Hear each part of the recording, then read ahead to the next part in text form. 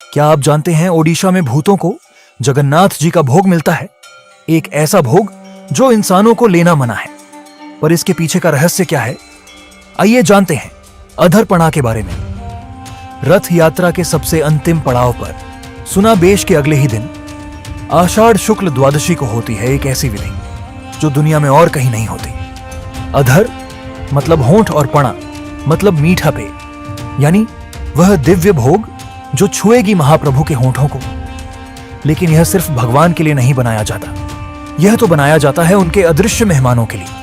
पहले सेवक छावनी मठ के कुएं से पवित्र जल लाते हैं, फिर ये पणा सीधे मिट्टी के विशाल मटकों में बनाया जाता है, जिसे दूध, छेना, केला, कर्पूर और इत्यादि जैसे 9 पवित्र तत्वों से अमृत का रूप दिया जाता है। तीनों रथों पर ऐसे कुल 9 विशाल मिट्टी के तुम्ब रखे जाते हैं। इनकी ऊंचाई ठीक प्रभु के मुख के समान होती है। तब सेवक एक सफेद पर्दा लगाकर इस परम गोपनीय क्षण को इंसानी नजरों से छिपा देते हैं। पूरा साल महाप्रभु मंदिर के अंदर होते हैं, जो एक दिव्य और सकारात्मक ऊर्जा से घिरा है। इस कारण भटकती हुई आत्माएं और नकारात्मक शक्ति इसमें कदम नहीं रख सकती। इसीलिए साल में एक बार जगत के नाथ खुद मंदिर से बाहर निकलते हैं रथ यात्रा पर, ताकि उन्हें भी दर्शन मिल सके जो इस दुनिया से अदृश्य है।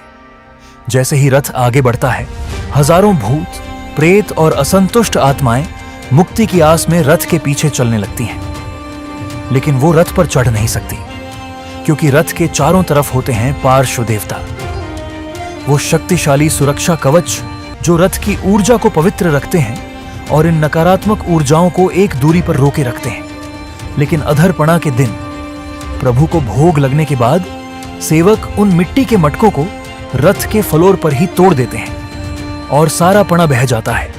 एक ही क्षण में पार्श्व देवता उस अमृत को ग्रहण करते हैं और रथ से बहता हुआ वो पवित्र रस जब नीचे भटकती हुई आत्माओं तक पहुंचता है, तो उनकी सदियों की भूख और प्यास हमेशा के लिए मिट जाती है। उनके जन्मों के पाप धुल जाते हैं और उन्हें मिल जाती है परम मुक्ति। अंदर जाने से पहले ये आखिरी विधि मनाई जाती है। यही है अधरपणा का असली रहस्य, और यही वजह है कि उन्हें सिर्फ भगवान नहीं, जगत का नाथ कहा जाता है, क्योंकि वह सबके हैं, जिंदा के भी, देवताओं के भी और भूतों के भी। और क्या आपको पता है आखिर क्यों दिखते हैं ये पार्श्व देवता रथ पर? क्या इसके पीछे छिपा है कोई गहरा रहस्य? जानने के लिए अभी देख नंदी घोष।